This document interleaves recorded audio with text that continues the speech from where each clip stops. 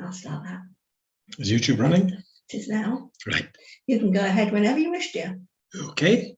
Now, assuming now that all the teams are in communication with each other, I shall welcome everyone to our monthly quiz and welcome back those who were missing in recent months but have now returned to us. I hope I have got something to entertain you this evening. And as always, there'll be a very mixed range of questions. And not only that, but two of the rounds have actually in response to requests that teams have put into me. So we'll see how that goes. So I'll start sharing the screen now. And we'll go to slideshow from beginning. 6 rounds as always, and round 1, I'm beginning to run out of options for different things around these islands, but I've found one more, so here we are, hills and mountains. Was that not my idea? It was Linda's idea, you are quite correct. So 3 of the rounds have been suggested by people other than me. That's always healthy. So round 1, hills and mountains around these islands, and question number 1 is, at 2,930 feet, what is the highest peak in the Pennine Hills?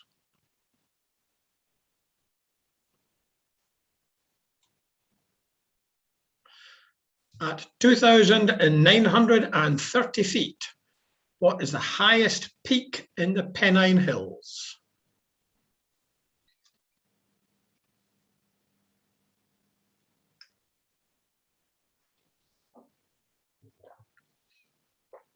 As always, though, I'm giving you some time between questions to communicate. If I go too fast, let me know and I'll slow down.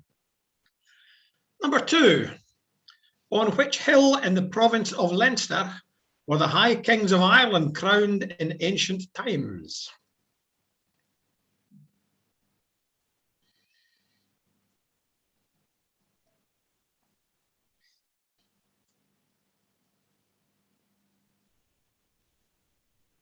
Number 2.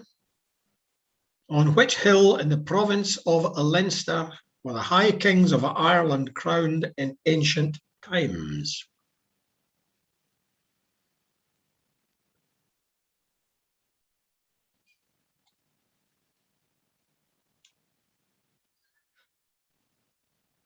Number 3. In Scotland, a Munro is a mountain above 3,000 feet in height. Which mountain is the most southerly Munro?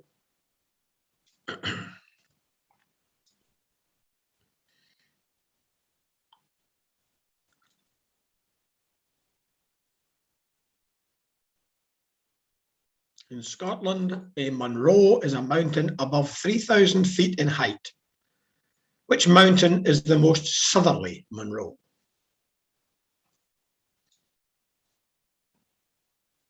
Most of them are clearly in the Highlands. This one, it's maybe debatable.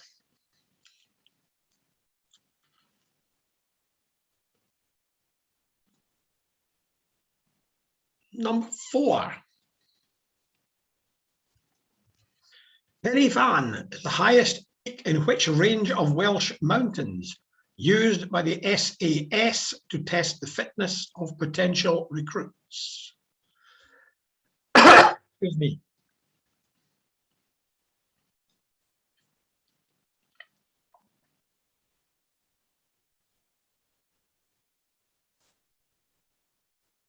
And number 4, Penny Van is the highest peak in which range of Welsh mountains used by the SAS to test the fitness of potential recruits?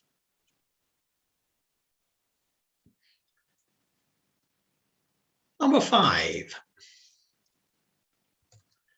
Wookey Hole Caves and Cheddar Gorge are to be found in which range of hills in southern England?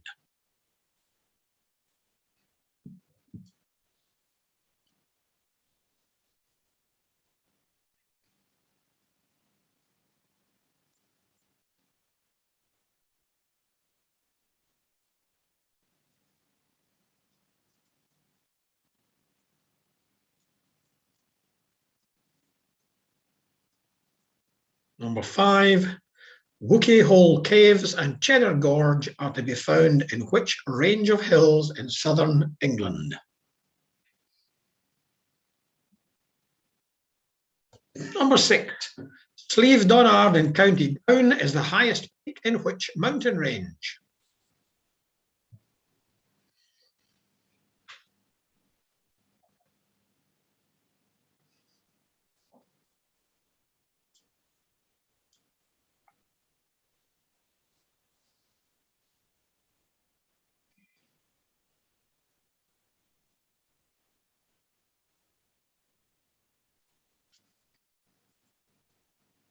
Here's number 6. Slieve Donard in County Down is the highest peak in which mountain range?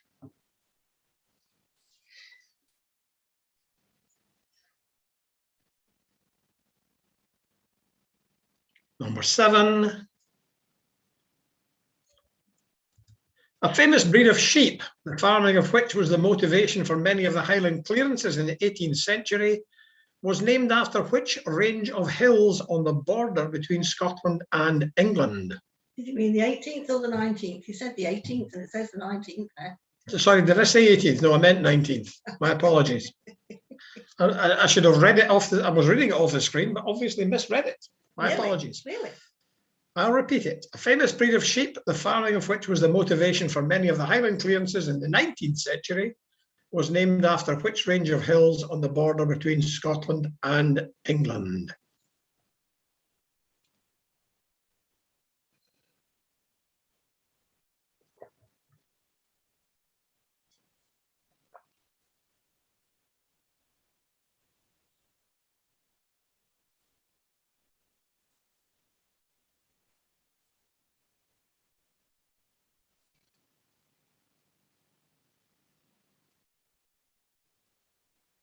Number 8. What name is given to hills in England, Wales, and Ireland over 2,000 feet in height? In Scotland, you've got the Munros over 3,000 feet. What name is given to hills in England, Wales, and Ireland over 2,000 feet in height?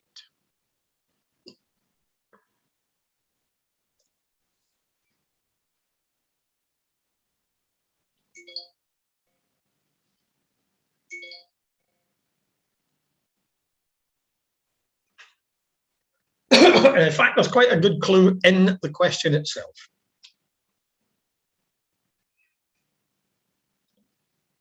Number 9. What name, taken from the Roman name for Wales, was once given to most of the highlands in Wales, but now describes the mountains of central Wales? One time they used this name to describe most of the mountains in Wales. Now it's the mountains of central Wales. What's the name taken from the Roman name for Wales?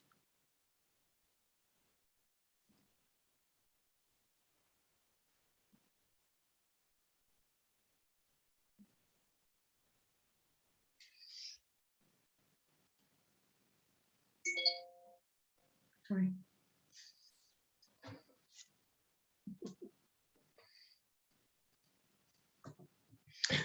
And number 10. Which range of hills is usually taken to contain the source, the River Thames?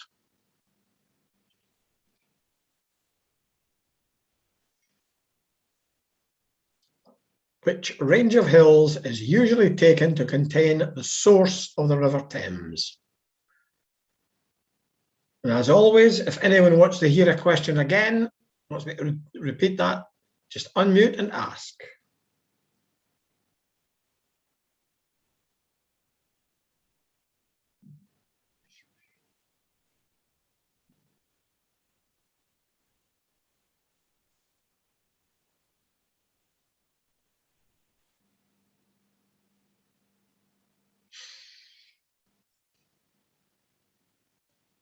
No one's indicating they want to hear one again. Are we ready for the answers then? If no team says in the next few seconds that they want more time, I'll assume you're ready.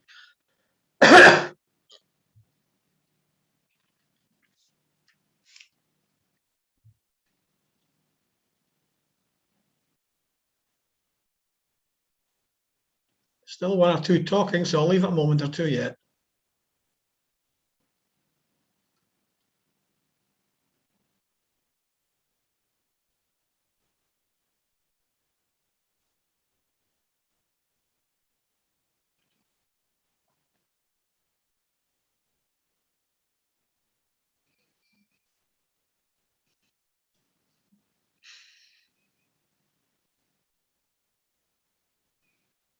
Okay, let's assume that people are ready because no one's asking for more time.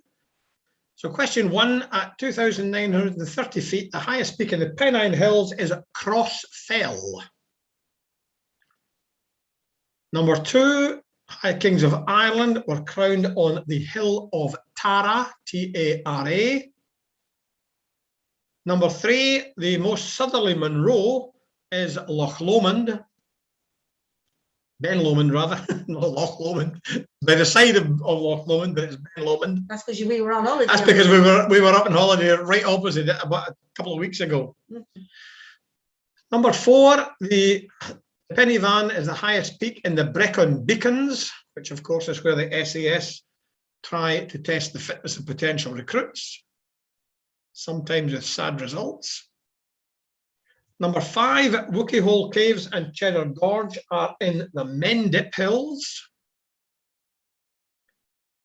Number 6, Slieve Donard in County Down is the highest peak in the Mourne Mountains, M-O-U-R-N-E. Number 7, famous breed of sheep, linked in a play with the stag and the black oil, is the Cheviot sheep, and it's the Cheviot Hills on the border between Scotland and England. Number 8, I put this one in because it actually fascinated me how it came about. These are called Hewitts, and it's the initial letters of Hills, England, Wales, Ireland, 2 and 1000. Hewitts, H-E-W-I-T-T-S, hills in England, Wales and Ireland over 2,000 feet. Number 9, these are the Cambrian Mountains in central Wales, but used to be used to describe pretty well everywhere it was a high land in Wales, now specific to the central part of Wales. And number 10, the Thames is usually reckoned to have its source in the Cotswolds. So when you have your scores, could you do the normal and email and send them to Linda on the private chat? Ian, what was the answer to number 1, please? Number 1, it's Cross Fell, C-R-O-S-S-F-E-L-L. Thank you.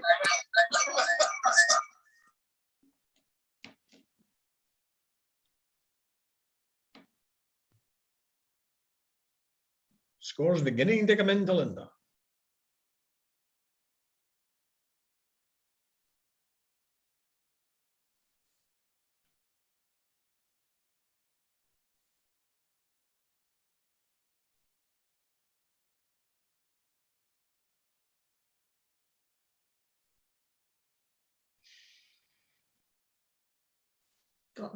Got them all. In that case, we'll move on to round 2. And thanks to the team that asked for a science fiction round, where you're getting a little bit of fantasy as well. So round 2 is science fiction and fantasy. Question 1, in a 19th century novel, who was the captain of the Nautilus?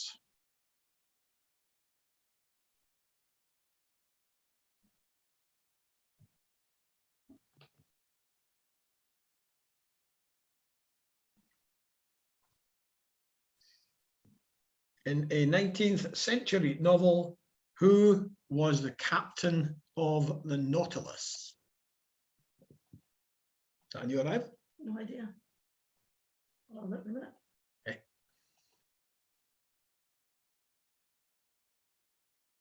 Number 2. In the novel The Chrysalids by John Wyndham, what mutant power do the main characters have to keep hidden to prevent themselves from being persecuted?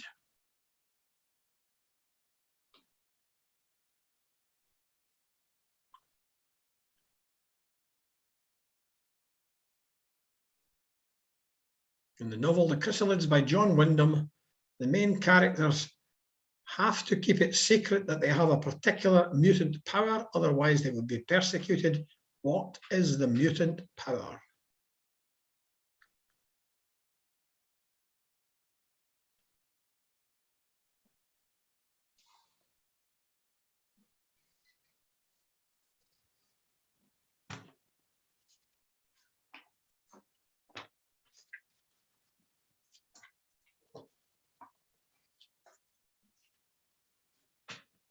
Number 3. In George R.R. Martin's A Song of Ice and Fire, what is the name of the capital city of Westeros and the Seven Kingdoms?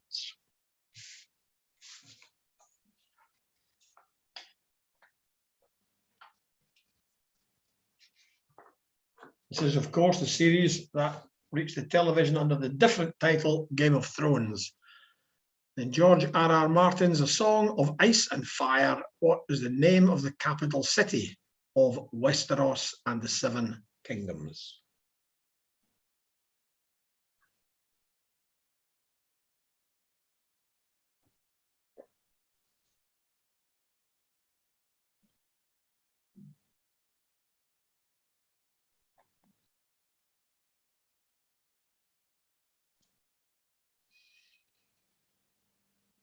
Number 4.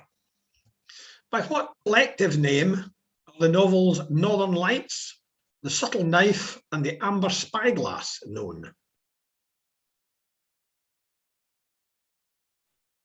That trilogy is known by what collective name?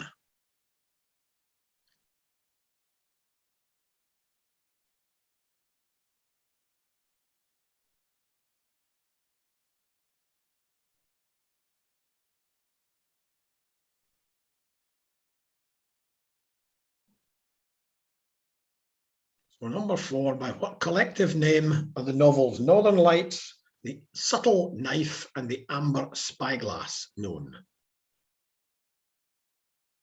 Number 5. Which author created 2 post-human races called the Eloi and the Mortlocks in a novel published in 1895?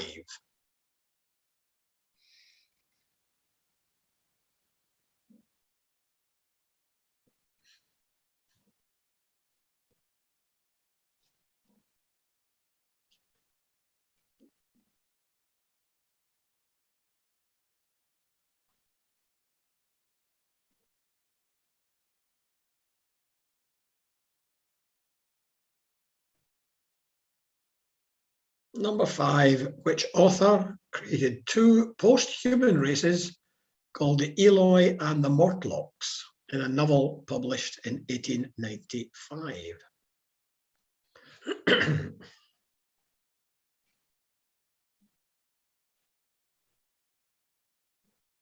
Number 6. Anne McCaffrey's Dragon Riders inhabit which planet? And that question is in there as a tribute to Linda, as Anne McCaffrey's Dragon Riders books are among her favourites, and she's got a whole set upstairs. I've read them all 3 times. I've read them all 3 times. I've only read the first one twice. So Anne McCaffrey's Dragon Riders inhabit which planet?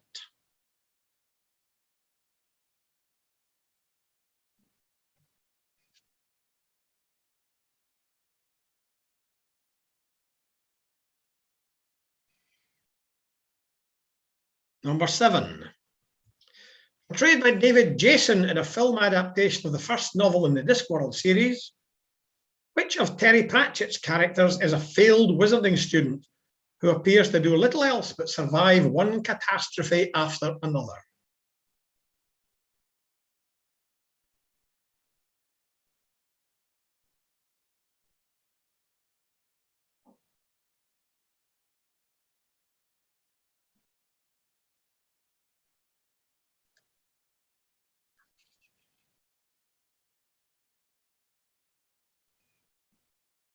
Portrayed by David Jason in a film adaptation of the first novel in the Discworld series, The Colour of Magic, which of Terry Pratchett's characters is a failed wizarding student who appears to do little else but survive one catastrophe after another?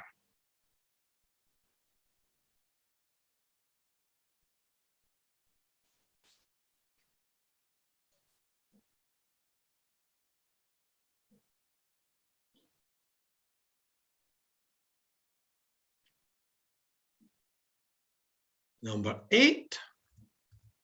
In which fictional land are the central characters told it is, quote, always winter, but never Christmas?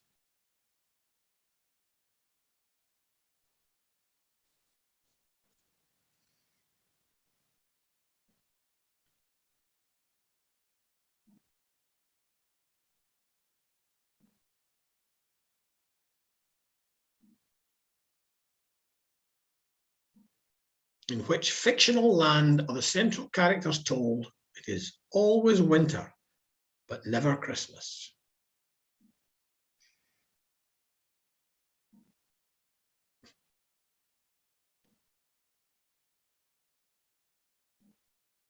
Number 9. Billy Pilgrim is a time-traveling American soldier who survives the fire bombing of Dresden, in which novel by Kurt Vonnegut, who himself actually really did survive the firebombing of Dresden?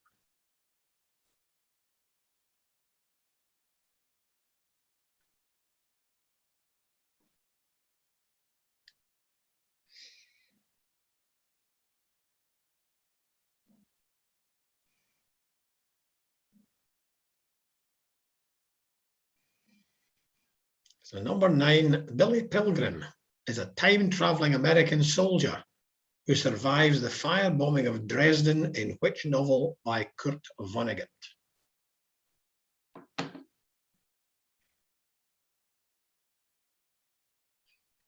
And number 10, in The Lord of the Rings, what are Barad-dûr and Orthanc?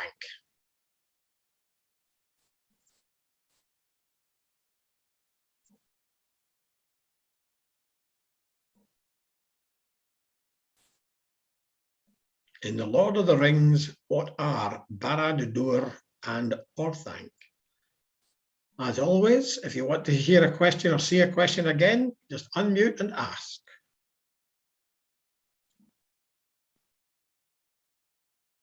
Repeat it. Number 4, please, Ian. Number 4, certainly. Number 4, by what collective name are the novels Northern Lights, The Subtle Knife, and The Amber Spyglass known?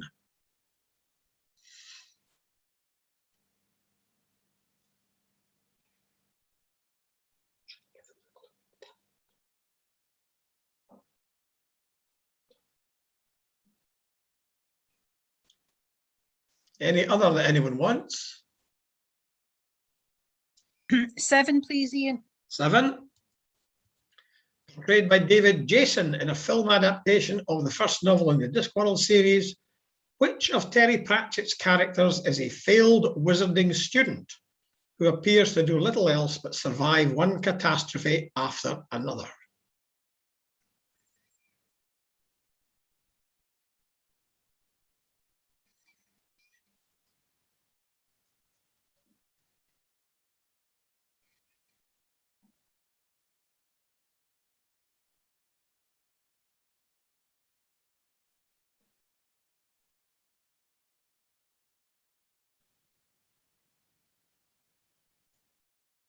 Is sometimes described as representing every man, you know, the ordinary person who is caught up in things beyond his ken.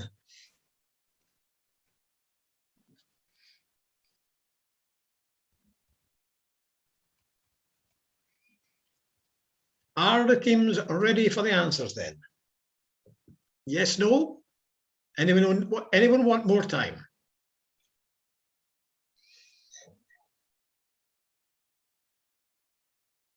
You okay there, Anne? Thought you were unmuting for a moment. Oh, sorry, I accidentally left unmuted. No, Okay. I'm not okay, but I'm not going to get any better. Okay, then I'll give the answers.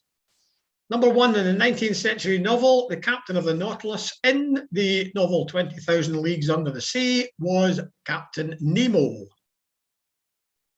Number 2, in the novel The Chrysalids, the mutant power the main characters have to keep hidden is that they are telepaths.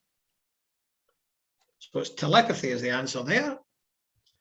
Number 3. Sorry, Ian, can read minds be acceptable? No, well, read minds. It's thought transference, really. Yeah, right, okay. Depends how strict you want to be. Oh, look, let's be generous. I'll give you that one, Anne. Number 3, in George R.R. Martin's Song of Ice and Fire, the capital city of Westeros and the Seven Kingdoms, filmed for the television in Dubrovnik, would you believe, is King's Landing. Number 4, collective name for these novels, which recently appeared as a television dramatisation, is His Dark Materials by Philip Pullman. Number 5, it was H.G. Wells who invented the Eloy and the Mortlocks in his novel The Time Machine. Number 6, Anne McCaffrey's Dragon Riders inhabit the planet Pern, P-E-R-N. Number 7, David Jason portrayed the character of Rincewind in the film adaptation of The Colour of Magic.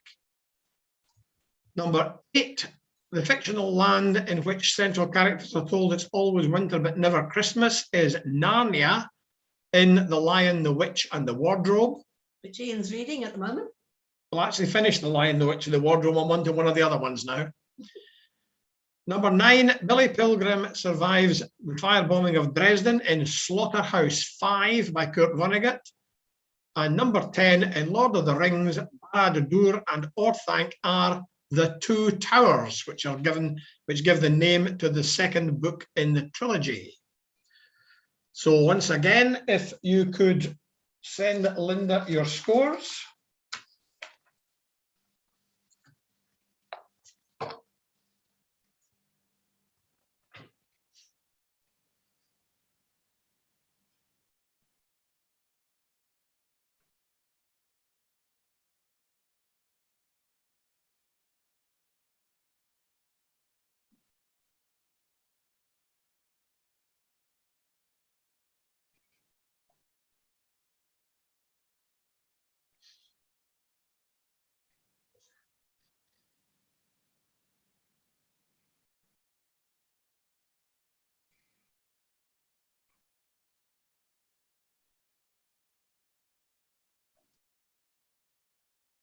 And we now have all the scores in.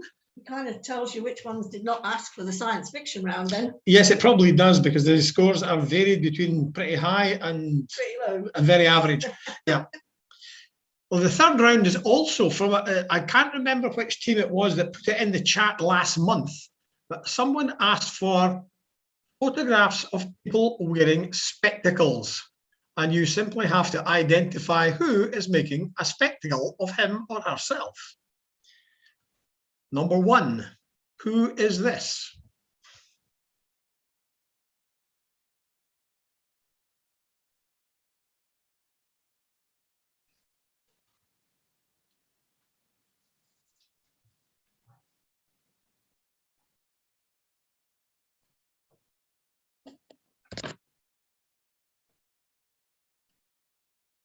I do hope the team that asked for this last month are here tonight. Yes. So who's that? Number 2, who's this?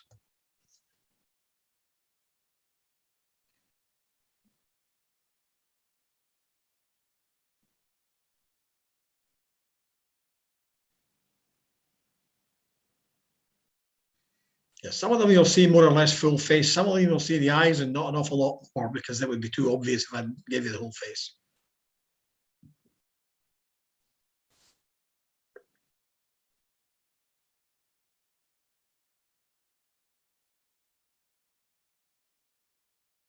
Oh, and by the way, in my opinion, the science fiction and fantasy round is probably the hardest one of the quiz.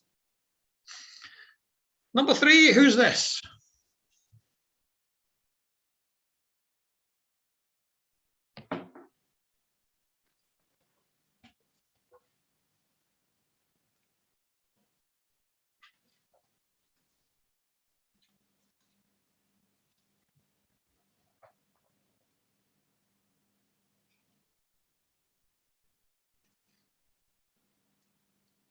Number 4.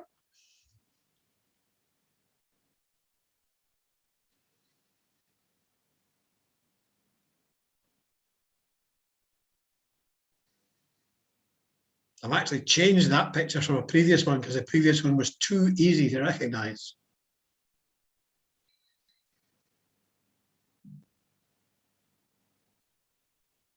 So who's number 4? And who is number 5?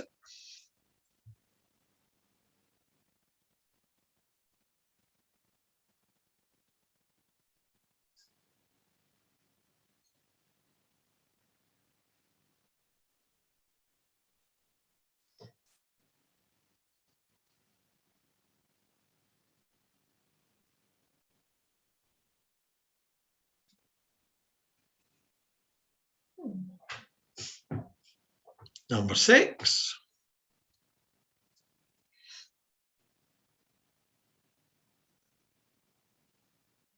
The little beard is a bit of a distraction in that one. That's why I chose that one.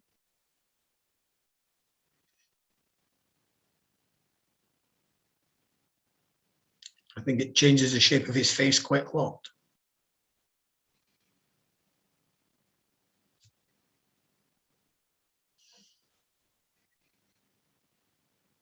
Number 7.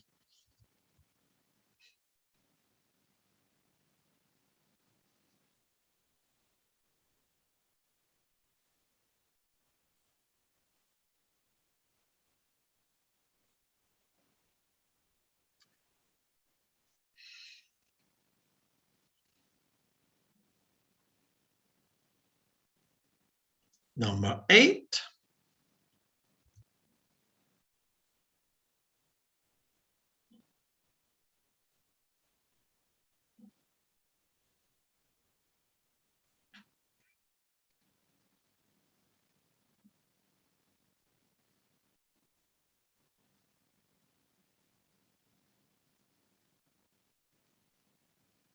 Number 9.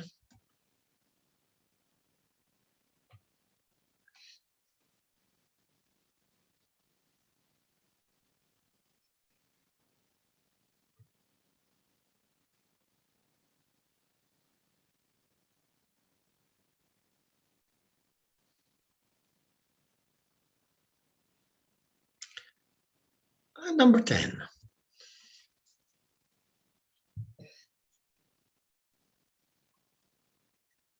And as always, if you would like to see any of them again, just let me know which ones and I'll put it back.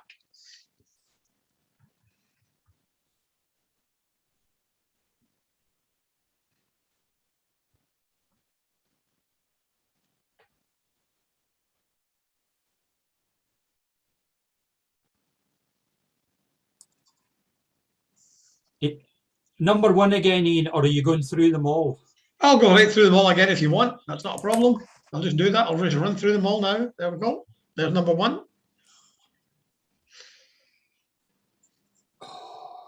Oprah Winfrey. Make sure you mute yourself, Kenny. Kenny, mute yourself.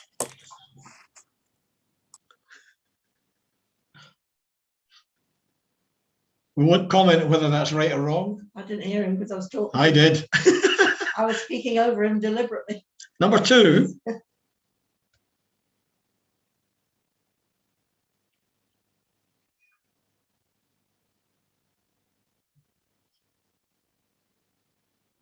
Number 3.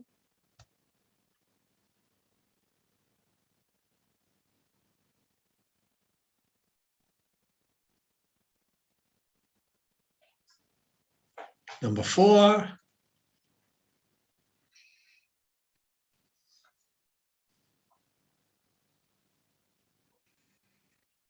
Number 5.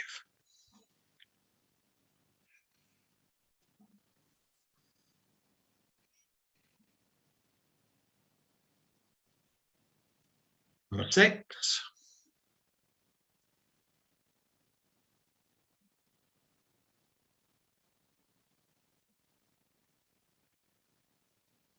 Number 7.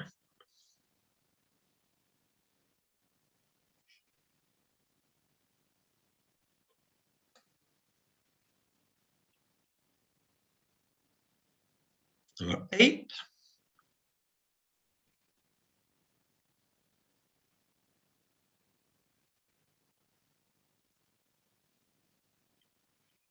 Number 9.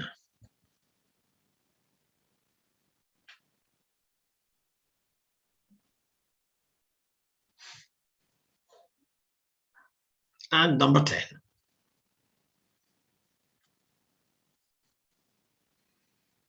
Okay, are we ready? Does any team want any more time? Can we have number 8 again? Certainly. Is it Madonna? Before you say anything, Kenny, I assume. I can still hear you. Can we have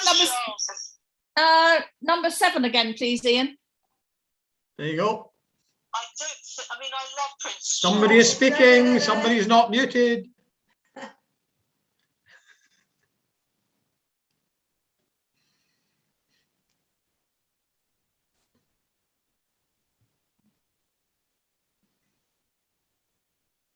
Are we ready to go? Anybody want more time?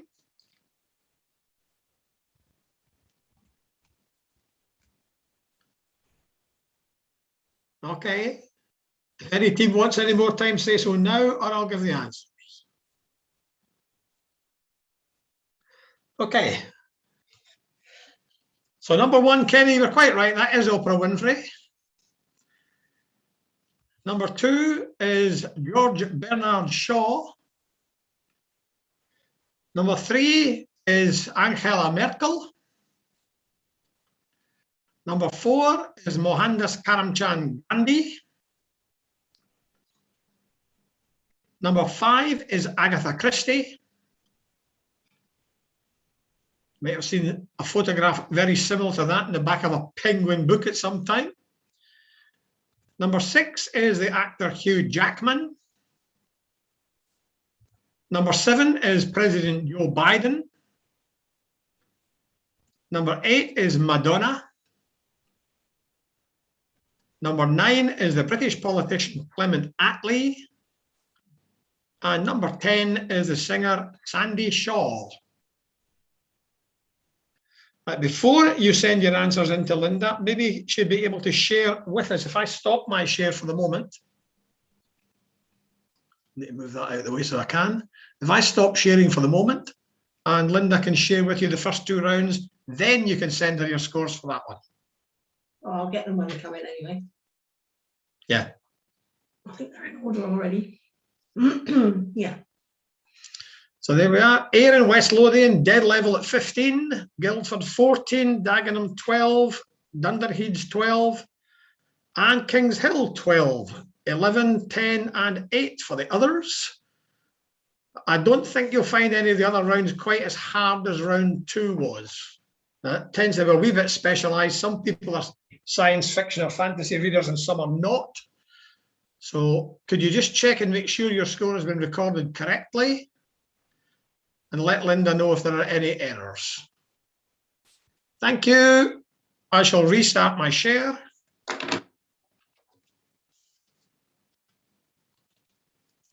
And move on to the next round. What the heck happened there? I don't want that. And round 4 is song lyrics. So it's not a music round in the sense of playing the songs. What we have here are some extracts from the lyrics of well-known songs, along with some information about them. Name the song in each case. So number 1, this song was released in 1989, and in the following year became the artist's first #1 in the UK charts. And the lyrics: into the boundary of each married man, sweet deceit comes calling, and negativity lands. What's the song?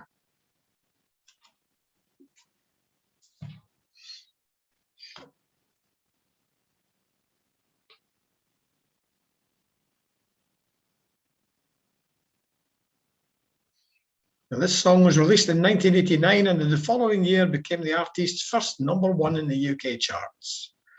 Into the boundary of each married man, sweet deceit comes calling, and negativity lands.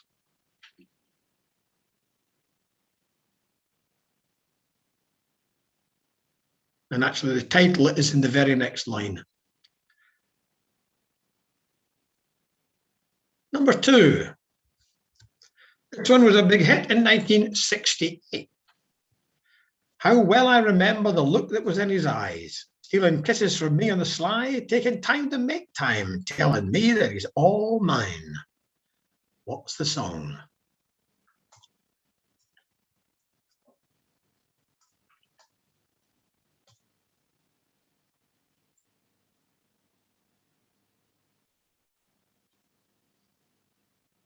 A couple you've not got yet.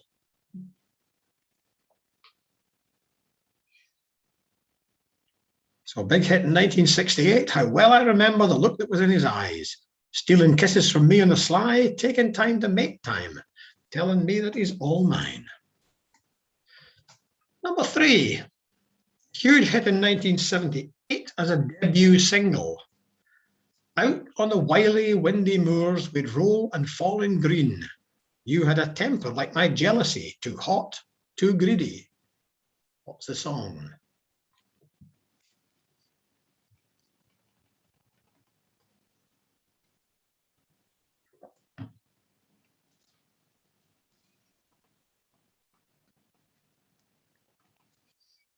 This song was a huge hit in 1978 as a debut single. Out on the wily, windy moors, we'd roll and fall in green. You had a temper like my jealousy, too hot, too greedy. Number 4, hit from 1983 that was written as a tribute to an earlier group. You know, I can't afford to buy her pearls, but maybe someday when my ship comes in, she'll understand what kind of guy I've been, and then I'll win.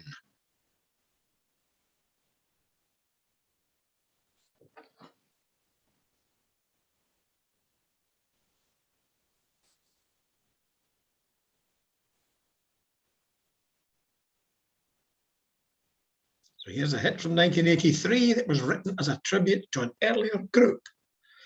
You know, I can't afford to buy her pearls, but maybe someday when my ship comes in, she'll understand what kind of guy I've been, and then I'll win.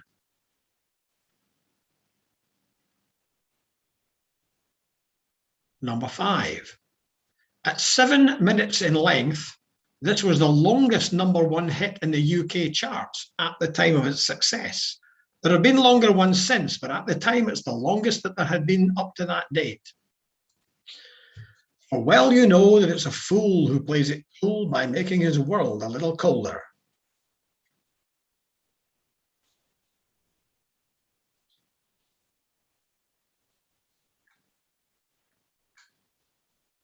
At 7 minutes in length, this was the longest #1 in the UK charts at the time of its success. For well you know that it's a fool who plays it cool by making his world a little colder. Number 6. This is one of the most recorded songs ever, reaching #1 in the UK charts in performances by no less than 4 different acts. Lonely rivers flow to the sea, to the sea, to the open arms of the sea.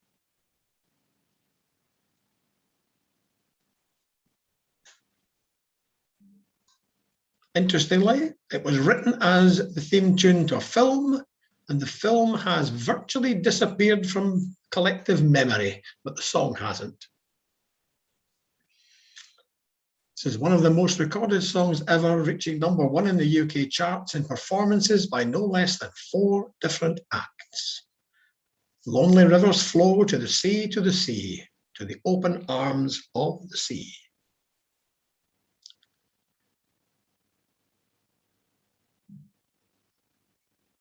Number 7. In 1986, this song made #2 in the UK charts, performed by an American band. 6 o'clock already, I was just in the middle of a dream. I was kissing Valentino by a crystal blue Italian stream.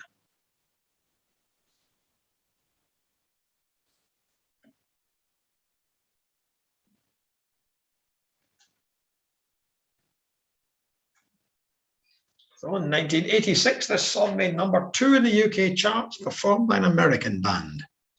6 o'clock already, I was just in the middle of a dream. I was kissing Valentino by a crystal blue Italian stream.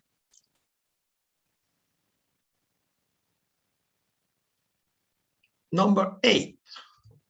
And this song was #1 in 19 countries in 1984. You gave them all those old-time stars through wars of worlds invaded by Mars. You made them laugh. You made them cry. You made us feel like we could fly.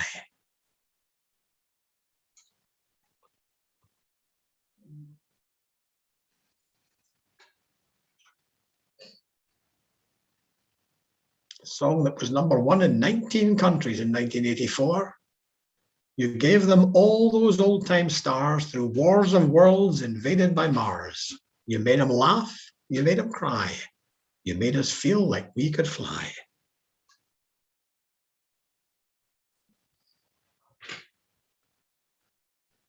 #9, this was a #1 in 1964 in the UK. As the trees reach for the sun above, so my arms reach out to you for love. With your hand resting in mine, I feel a power so divine.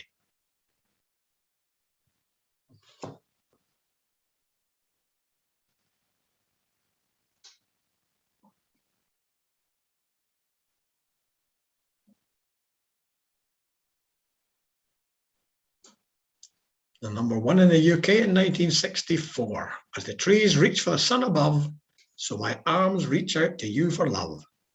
With your hand resting in mine, I feel a power so divine.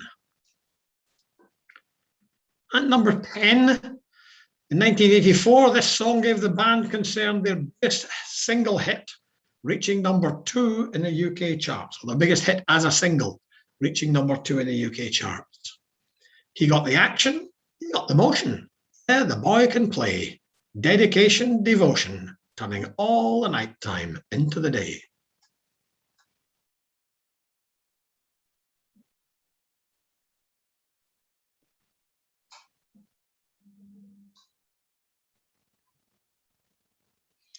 In 1984, the song gave the band concerned their biggest hit, reaching #2 in the UK charts. He got the action, he got the motion. Yeah, the boy can play. Dedication, devotion, turning all the night time into the day. And once more, if anyone wants to hear to see a particular set of lyrics again, let me know the number and I'll re-show them. 1, please. #1. Back we go to the beginning. Oh, is that the one you're talking about? Oh, sorry. Yeah, There is a somebody's song not called muted. that. This song, released in 1989, became the artist's first #1 in the UK charts. Into the boundary of each married man, sweet deceit comes calling and negativity lands.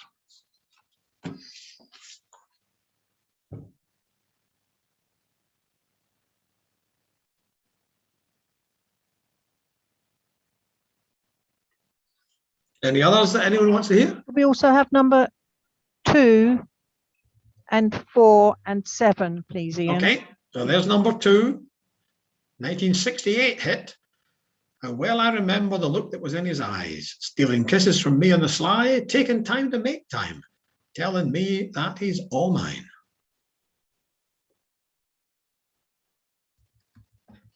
#4, written as a tribute to an earlier group. You know, I can't afford to buy her pearls, but maybe someday when my ship comes in, she'll understand what kind of guy I've been, and then I'll win. And you also wanted #7. Possibly the one that I thought might be the trickiest one. This song was made #2 in the UK charts, performed by an American band. 6 o'clock already. I was just in the middle of a dream. I was a kissing Valentino by a crystal blue Italian stream.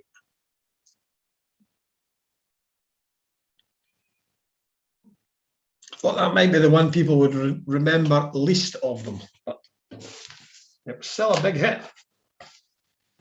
Ian, I'm sorry. Recognize it. Can we get #3 again, please? I'm sorry. Certainly. #3, of course. There you go. Huge hit in 1978 as a debut single. It's 2, I'm sorry. 2. There you go. Yes, thanks.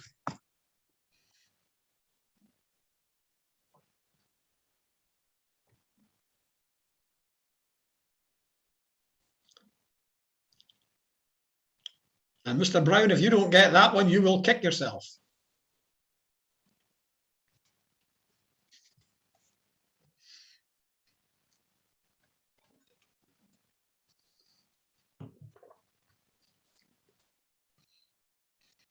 Okay. Anybody need more time? Yes, no, yes, no.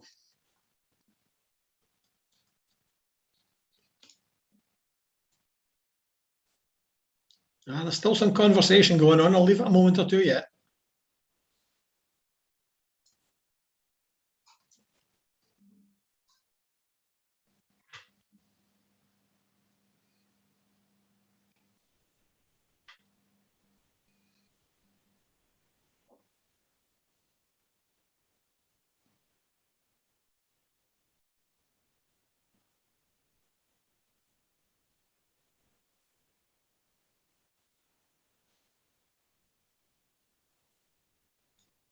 Are we ready?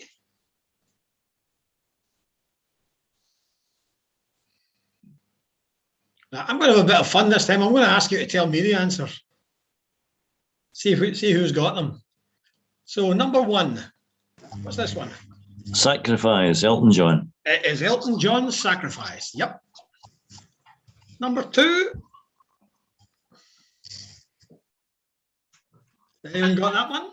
Is it Son of a Preacher Man? Preacher Man. It's Dusty Springfield, Son of a Preacher Man. You are correct. Yes. Son of a preacher. Number three.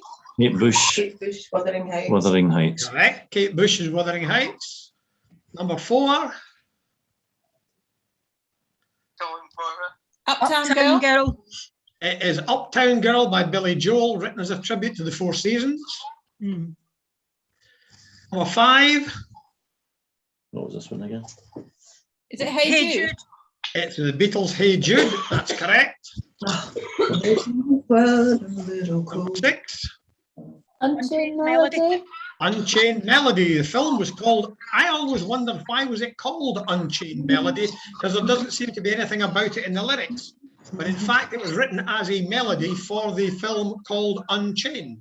Number one A film that has disappeared into oblivion, but the song hasn't.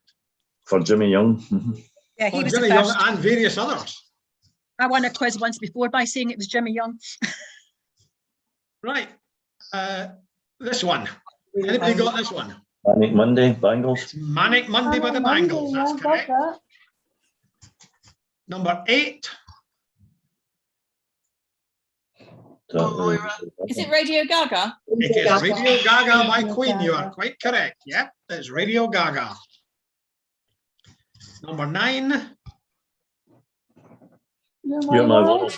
Like, Cilla Black, You're My World. Yep. And number 10. Dire Walk of Straits, Life. Walk of Walk Life. of Life. Walk of Life. Walk of Life by Dire Straits. That's correct. Add up your scores, please, and you can send them in to Linda. Now, one team doesn't appear to have given Linda their score from the last round. Which team is that, love? Don't know. Yeah, And Elm, we haven't got your scores for the previous round. I should have got, anyway, it doesn't. we should have got Hey Jude. That was Yeah. daft. That makes roasted. We should have got Hey Jude. But good. But you don't recognise them when they're recited rather than sung. No. That was the whole point. Yeah, quite. Could you put the tune to it? I mean, I had the thought that I might even sing you them back, but I thought, nah, I'll not punish them that madly. Does Airheads have Airheads get 33 for that round?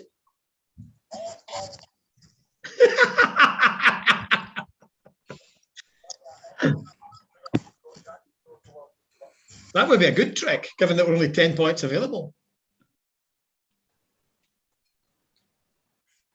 Scores are coming in.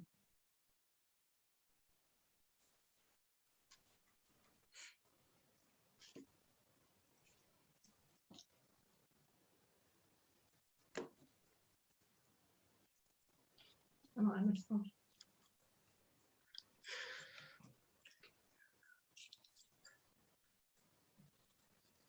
Still a couple possibly to come in.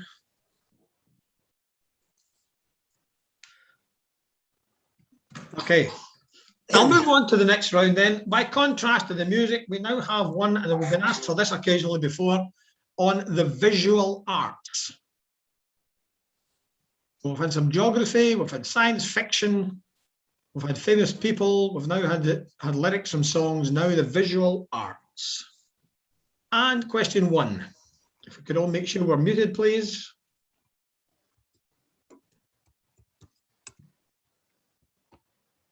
Bob, I Bob, think you need to mute. Yeah, Bob's not muted. I don't know if anybody else isn't.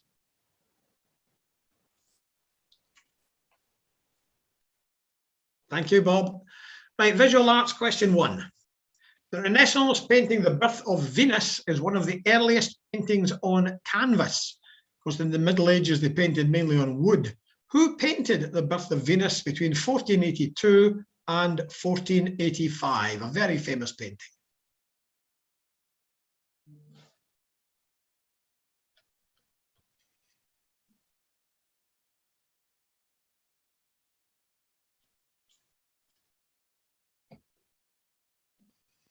The Renaissance painting The Birth of Venus is one of the earliest paintings on canvas. Who painted it between 1482 and 1485? Number 2.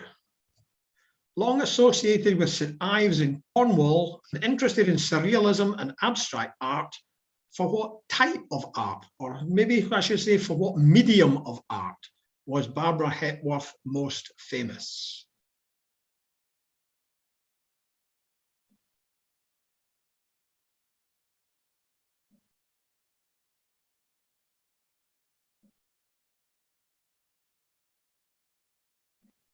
Long associated with St Ives in Cornwall and interested in surrealism and abstract art, for what medium of art was Barbara Hepworth most famous?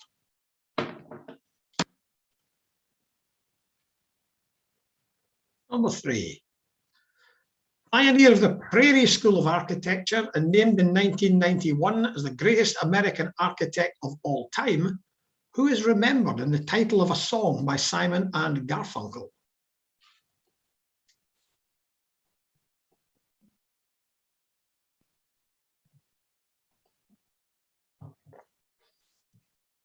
Song in their Bridge Over Troubled Water album. The pioneer of the Prairie School of Architecture and named in 1991 the greatest American architect of all time, who is remembered in the title of a song by Simon and Garfunkel?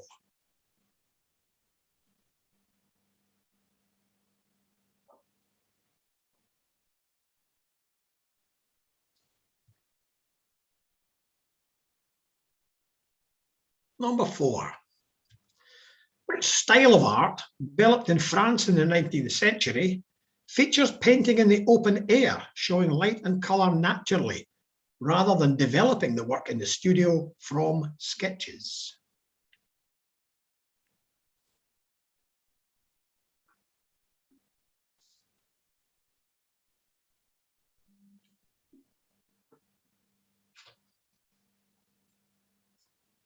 Which style of art, developed in France in the 19th century, features painting in the open air, showing light and colour naturally, rather than developing the work in the studio from sketches?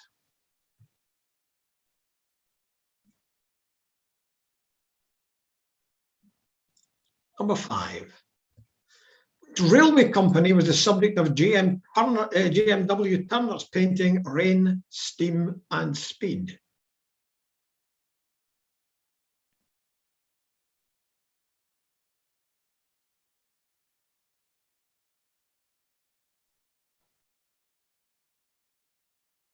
Which railway company was the subject of JMW Turner's painting Rain, Steam and Speed? In fact, it was included in the full title of the painting. Well, I obviously can't give you the full title. It's mainly known just as Rain, Steam and Speed.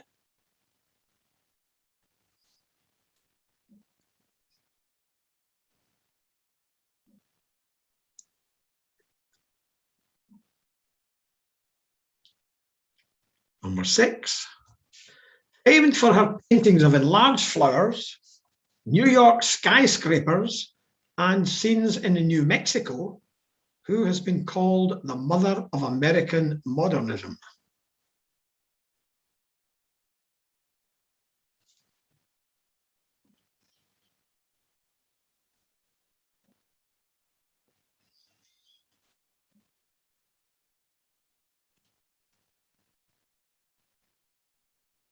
Famed for her paintings of enlarged flowers, New York skyscrapers, and scenes in New Mexico, who has been called the mother of American modernism?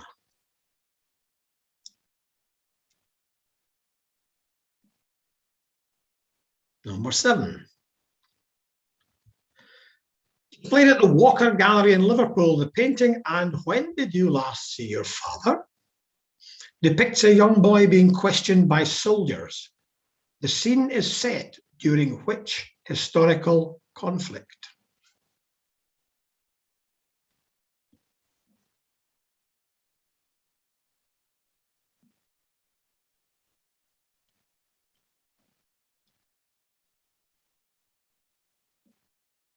Number 7, displayed at the Walker Gallery in Liverpool, the painting "And When Did You Last See Your Father" depicts a young boy being questioned by soldiers. The scene is set during which historical conflict?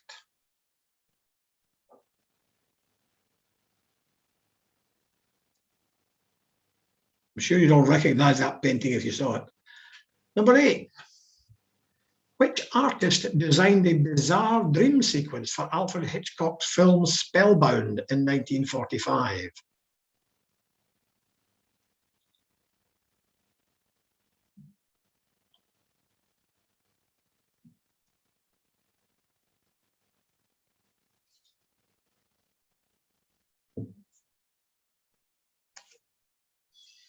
Which artist designed a bizarre dream sequence for Alfred Hitchcock's film Spellbound in 1945?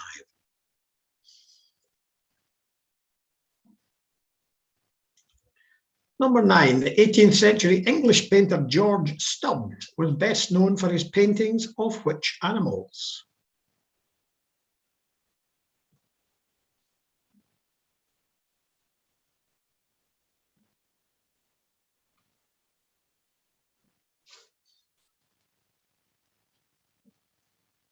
The 18th century English painter George Stubbs was best known for his paintings of which animals?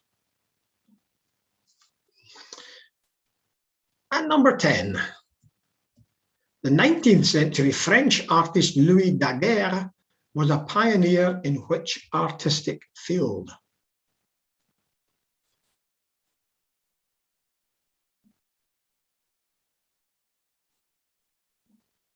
The 19th century French artist Louis Daguerre was a pioneer in which artistic field? And again, if you want any question repeated, just let me know. Can I just speak to Linda? Ian, my screen is flashing. I've actually managed to unmute, but even when my screen's flashing, I can't mute. Somebody else might have to give the results. Okay, that's fine, Anne. Sorry, I muted you by accident, Anne, there. Yeah, I can't either mute or unmute when I've got no screen. Right. Which is getting no screen. Okay. Ian, can we have number 6 again, please? Here it is. Famed for her paintings of enlarged flowers, New York skyscrapers, and scenes in New Mexico, who has been called the mother of American modernism?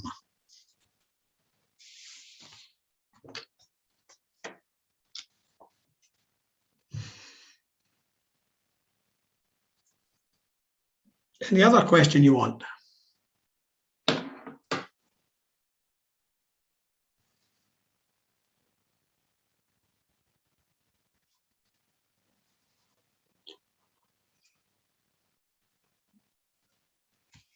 Well, while you're thinking, I'll stop sharing for the moment and ask Linda to share the scores up to the end of round 4. Is that okay? So I'll stop my share for the moment.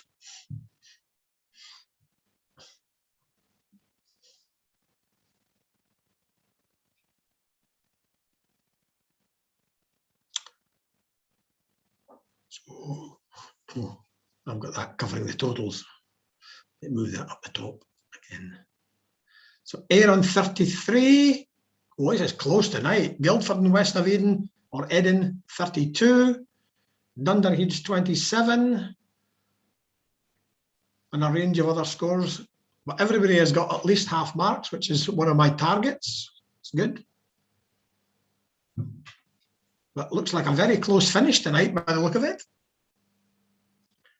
So I shall share screen again. And are you ready for the answers? Anyone need even more time? Okay, here are the answers then. The Birth of Venus was painted by Botticelli.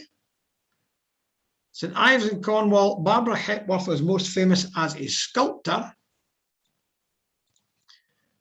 The person remembered in the title of song by Simon and Garfunkel, well, the song was called So Long, Frank Lloyd Wright. Number 4, the Impressionist style was the one that shows light and colour naturally rather than developing the work in the studio from sketches. You give your first impression of the scene rather than developing it. Number 5, the railway company is Great Western Railway. Number 6, the mother of American modernism is Georgia O'Keeffe. Number 7, the scene of And When Did You Last See Your Father was the English Civil War. It was Roundheads questioning the son of a cavalier. Number 8, Salvador Dali designed the bizarre dream sequence. The word bizarre should have been a clue there. Number 9, George Stubbs was best known for drawing or painting horses. And in number 10, Louis Daguerre was a pioneer in the field of photography. Was someone trying to speak just then? I'm not sure. Either that or somebody unmuted accidentally. So once again, scores into Linda, please.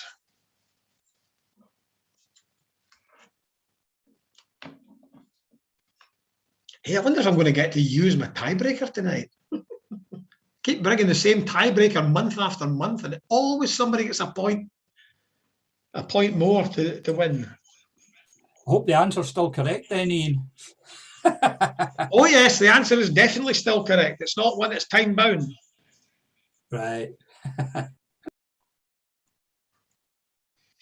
Looks as though people did pretty well in the art round.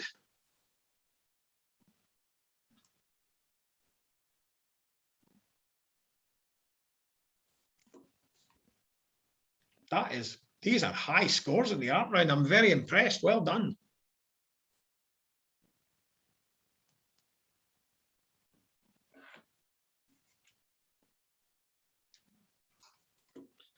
Okay. We'll now move on, as always, to the general knowledge round. And then before I give the answer to that, we'll get Linda to show you the scores up to the end of round 5.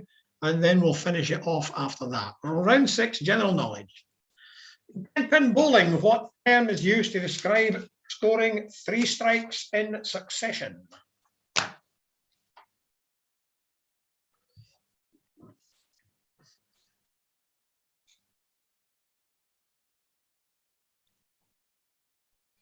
In 10-pin bowling, what term is used to describe scoring 3 strikes in succession?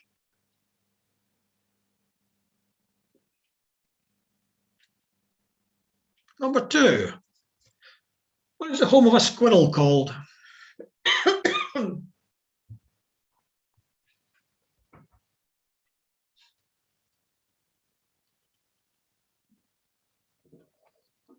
Number 2, what is the home of a squirrel called?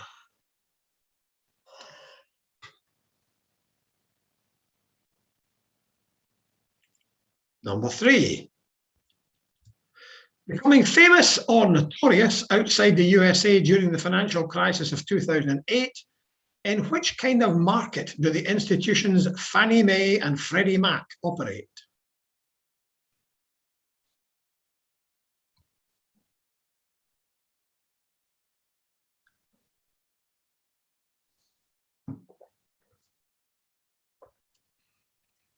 Oh, didn't mean to put that one up yet.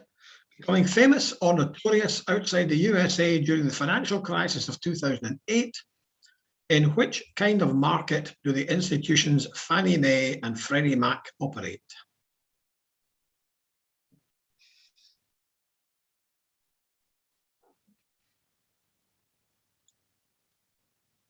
Number 4. Who played Doctor Who for the longest period of time? almost 7 years.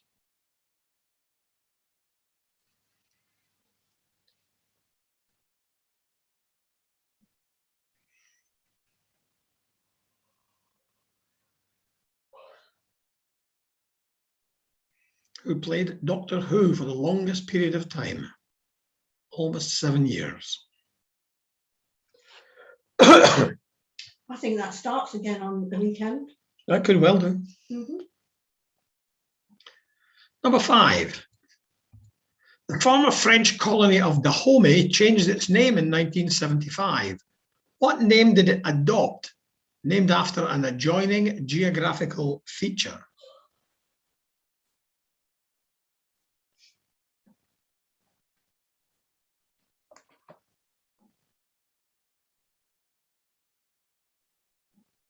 The former French colony of Dahomey changed its name in 1975. The reason being that the area of, that's strictly speaking, Dahomey doesn't cover the whole country, and some of the people in other parts of the country didn't want to be known under that same name. So they found a new name and named it after a geographical feature adjoining but not inside that country. What name did it adopt?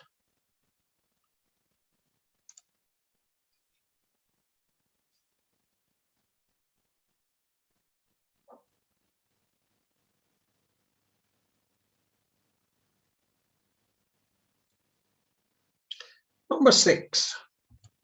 Which tree has species called American, Dutch, English, and which?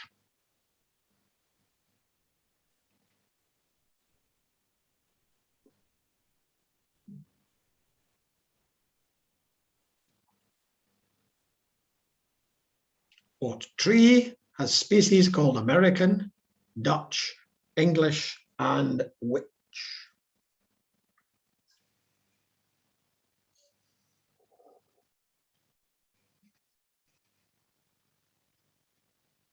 Number 7.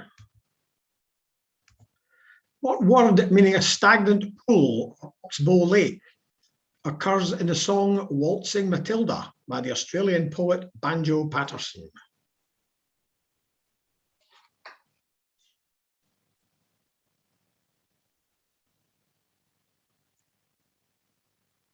What word meaning a stagnant pool or oxbow lake occurs in the song Waltzing Matilda by the Australian poet Banjo Patterson?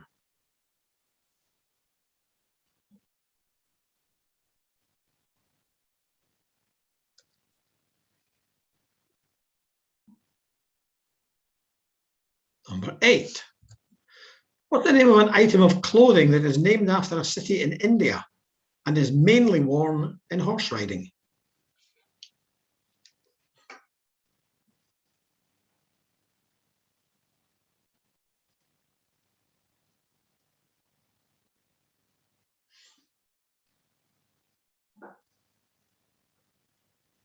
What is the name of an item of clothing that is named after a city in India and is mainly worn in horse riding?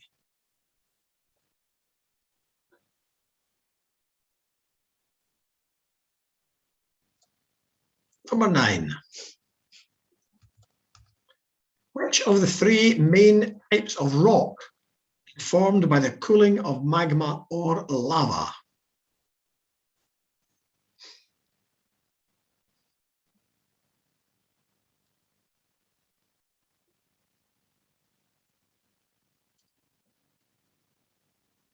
Which of the 3 main types of rock is formed by the cooling of magma or lava?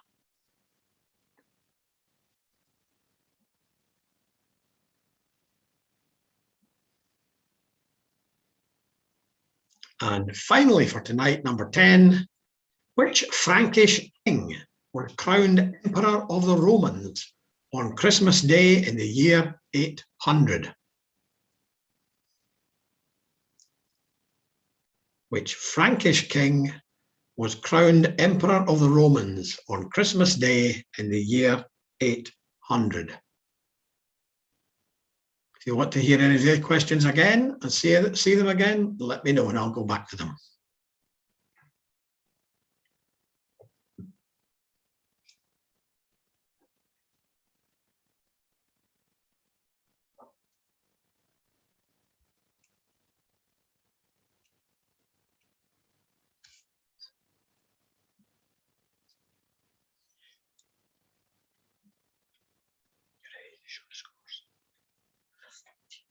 While you're thinking, I'll stop sharing and let Linda show you the scores, and then we'll give her the answers to round 6.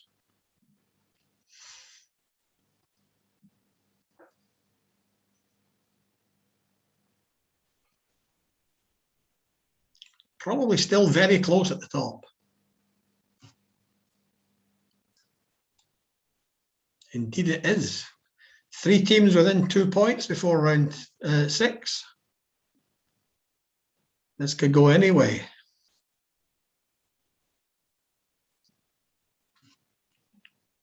Check they're all correct. Yeah, please check it, that your scores are all identified correctly.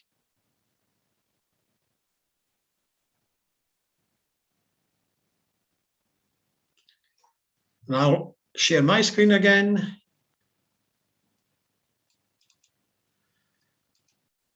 So, are we ready for the answers then?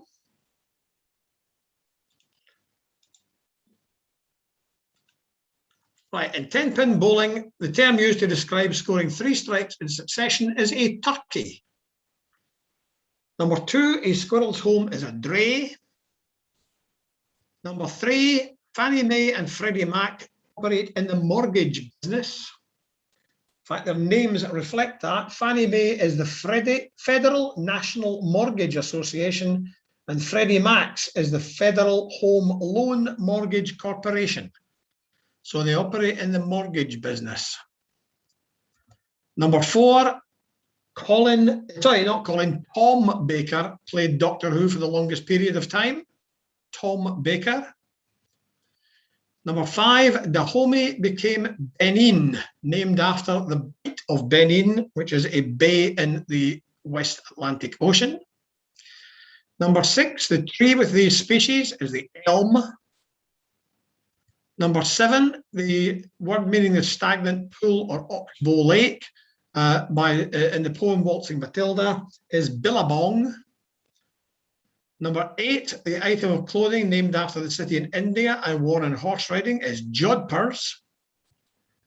Number 9, the main type of rock formed by the cooling of magma or lava is igneous rock. And number 10, Charlemagne was crowned, or Charles the Great was crowned Emperor of the Romans on Christmas Day 800. So could you add up your scores and send them in to Linda, and we'll find out if we have a winner or if I'm going to be using my tie break.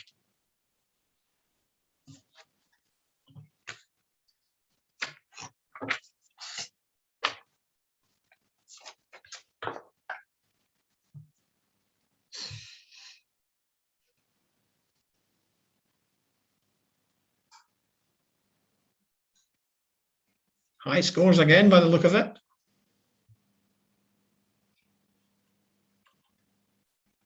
Two teams' scores still to come in. Here they come.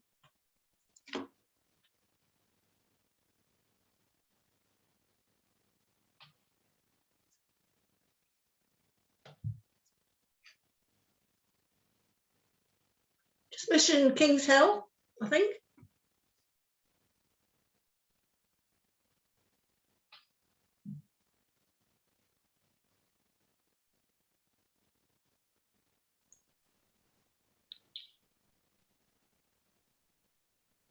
There we go. Gosh, they are good. That was not a difficult enough round. Really. It was wide-ranging. Mm-hmm. So Linda's just going to type up the scores, and then we'll find out what the result is for tonight. In the meantime, I hope that you've enjoyed the quiz this evening. It's been a fair range of topics, and I hope that you enjoyed doing it. The mortgage people, they went bankrupt, didn't they? There's one that went. Fannie Mae and Freddie Mac both had to be taken over by the federal government during the crisis of 2008. Because I was thinking they was just dodgy, but there was a load. Oh no, they were a them lot worse than just dodgy. You're right. They they actually had to be taken over and underwritten by the federal government. Yeah. I mean, the names don't sound very good to start with. No, they are just abbreviations, of course. Oh. Here we are. Final scores. Oh, Second. Dear. Wow, you don't get closer than that, do you? To I the suppose post you again. pipped at the post, yeah. All good scores though. Yeah. There are no weak scores there. Every team's got well above half marks. 7 of our 9 teams have got more than, I've got 2/3 or more of the available marks. And we have a 1-point winner, the Airheads from West of Erin, with Guildford in 3rd place. Yeah. That's the same as last month. Congratulations. Yeah. Same as last time, is it? No, Yes. We Well, I lost thought by 1. Oh, Causeway won by 1 last time, didn't they? No, Or was it West of Erin that won last time? no, it was No. Ayr, Oh, it was there that won, was it? Yeah. and we were only 1 point behind them. I do that Ah, one. and you were 1 point I just behind. forget. Right. Yeah. We've And that's never despite won. the fact that they didn't get Hey Jude. Or so Yes. Douglas tells us. They should lose 10 points for not getting Hey Jude. Oh, you're absolutely right. Embarrassing. Well, I hope everyone enjoyed it. As the usual plan is the last Wednesday in November. It would be, if I can I'm just double check. booked during the day for that. But I'm okay for night. That's fine. That would be Wednesday, the 24th of November.